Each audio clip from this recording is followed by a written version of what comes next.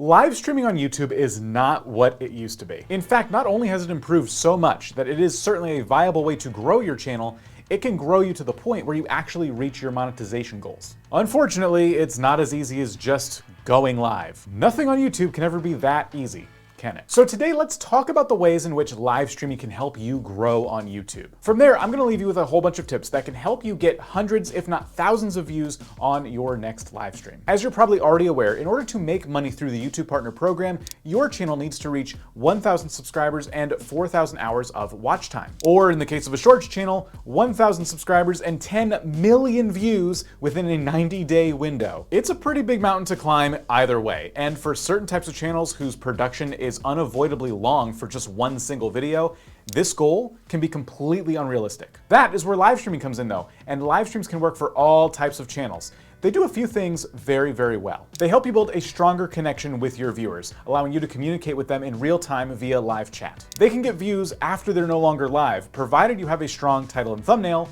More on that later. And for the purposes of this video, the most important thing live streams do is help you towards that goal of 4,000 hours of watch time to get into that YouTube Partner Program. What that means is that if you are a creator that exclusively makes YouTube Shorts, if you decide to incorporate live streams into your strategy, that can help you get to your monetization goals without you having to somehow get 10 million views within the space of 90 days. So those are just some of the reasons that live streams are important. But now let's talk about how your live streams can be successful. As I mentioned before, having a strong title and thumbnail on your live streams is important. I would say the title and thumbnail for your live stream is just as important as any other long form video that you make on your channel. That's because, as long as you pitch it correctly, the VOD lives on your channel for the rest of time, just like any other video. Now, for certain types of channels, certain types of content, you don't really know exactly what's gonna happen in that live stream before you start streaming, right? So having that strong title and thumbnail can be a bit challenging to come up with. This can be especially true for gaming channels who are just looking to vibe out with their viewers playing some Minecraft. However, I would argue even those types of streams can have a really strong title, thumbnail, and hook. And by the way, when I say strong title and thumbnail, I'm referring to how clear this live stream is. What's the purpose of it? If I'm a prospective viewer, I haven't clicked into your live stream yet, I should really know what it's about before I get into it. So to do this, you need to plan your live streams. Start with a goal. What is it you're hoping to achieve by the end of this broadcast?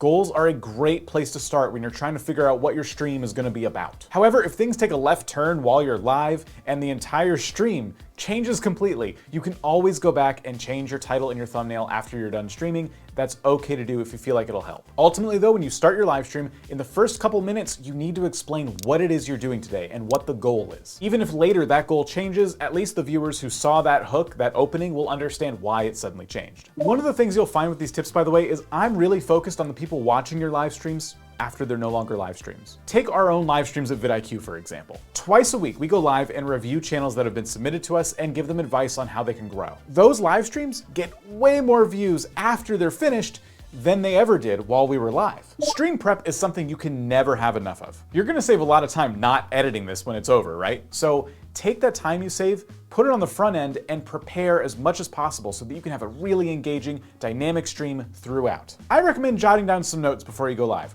What are some things you would like to make sure you don't forget to talk about as you're streaming today? Or maybe you want to have some opportunities where you break away from the normal content and poll your audience on something fun. Things like this can be posted somewhere on your desk, so while you're talking to your audience, you don't forget any of the topics of the day. Aside from notes, you can prepare other fun interruptions as well. I like to prepare pre-recorded, pre-edited clips that will show up at specific moments in a live stream.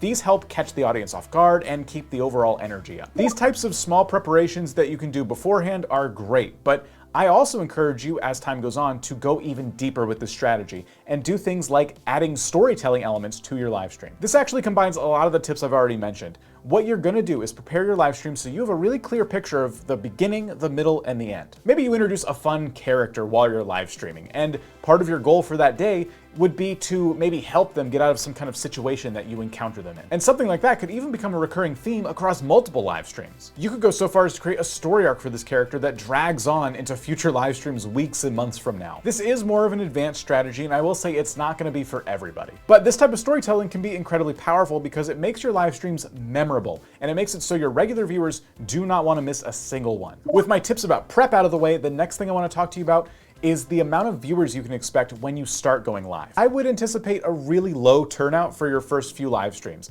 In fact, it could be as low as 0 people. My advice here though is to stream anyway, and stream as if you have 100 people watching you. Treat this as simply a video you happen to be recording live, because in this case, when you have 0 live concurrent viewers, that's exactly what you're doing. Once it's over, YouTube is going to recommend that live stream like it would any other video you upload. As you continue live streaming and people start to come in the door, I also don't want you to be discouraged by the amount of concurrent viewers you get relative to your channel's size. Take our own channel, for example. At vidIQ, we have over 1 million subscribers, but when we go live, we get anywhere between 400 to 800 concurrent viewers while that stream is in progress. There's a few important reasons for this. Number one, of course, is that subscribers don't matter. A lot of our own subscribers came in years ago, so a lot of them might not be watching vidIQ today. 2 is that live streams happen at a specific time, and a lot of viewers simply don't have the room in their schedules to be there when the broadcast is actually happening. And 3 is that live streams are a revolving door of viewers, meaning people who are watching in the first hour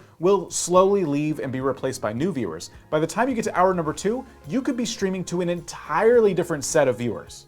Like any video on YouTube, when you're ending a live stream, you should avoid long goodbyes. As soon as it sounds like you're starting to wrap up, you can watch and you will see your concurrent viewership slowly start to dwindle away. Instead, you should try to wrap up really quickly. This is also a great time to ask people to like and subscribe if they haven't already, or you could take advantage of YouTube's redirect feature. This is going to allow you to send your viewers to another channel that is currently live, and this can be a great way to actually start building up a relationship with fellow broadcasters in your space. Maybe as you start to prepare to add live streams to your content schedule, you should do some research and see who else in your niche is also streaming. Be sure to give them a follow and then keep them in mind so that you have those redirect opportunities. All of these tips are very specific to live streaming, but don't forget also that general YouTube tips still matter here in the context of creating live streams. Such is the advice we give you in this video here, which is going to help you with everything you need to stay on top of so that you can be successful in 2023.